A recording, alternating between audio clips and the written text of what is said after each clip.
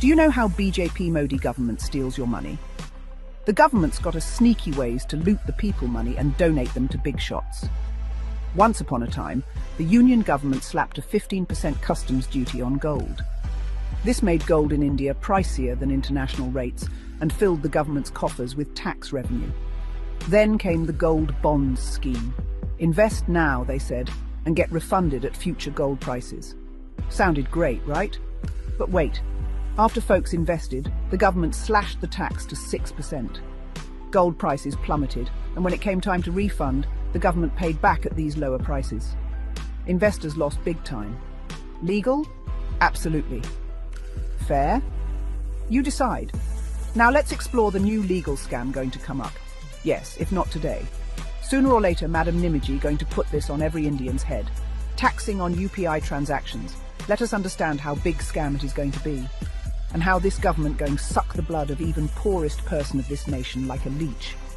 Imagine you buy an item from a store for 100 rupees in cash. The shopkeeper uses that money elsewhere, and that person uses it somewhere else, and so on. No matter how many times it changes hands, the value of that 100 rupees remains 100 only. But then, what if they put tax on every transaction? Let's not even talk about the 18% GST. Let's say there's just a 1% GST on every digital transactions. When you pay 100 rupees to the shopkeeper, it becomes 99 rupees, with 1 rupee going to the government. If the shopkeeper uses that money elsewhere, it becomes 98.01 rupees, and so on. After a few transactions, the entire 100 rupees will disappear, which means the whole money goes to the Union government, the prime looters of the country, don't you think?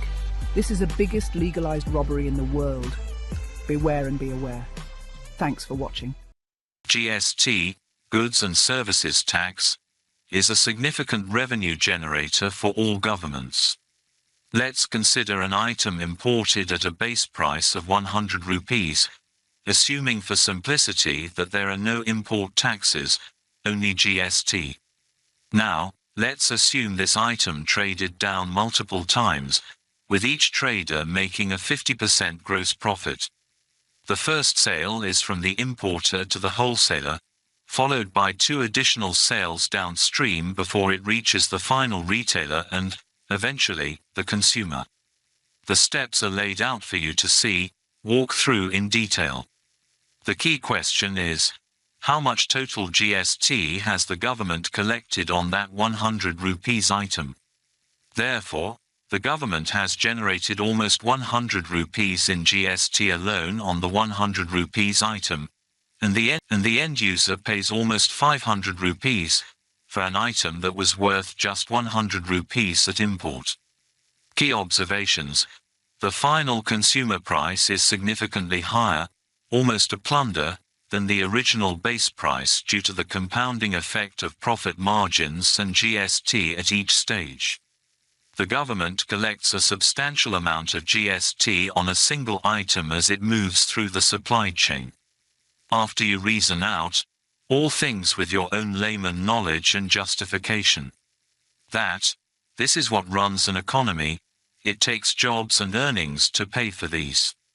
A good government has pay itself first, to enable those and make everything possible.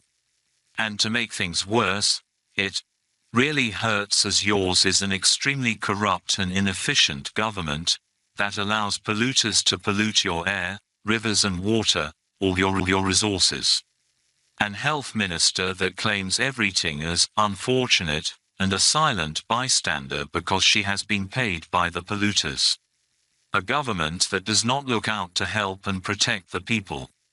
Is that the government you elected? Is that what you are getting used to? You have to start thinking how to fix it from the panchayat onwards, upwards. I will now leave you to see the calculations and GST that accumulates at each stage and inflates the cost.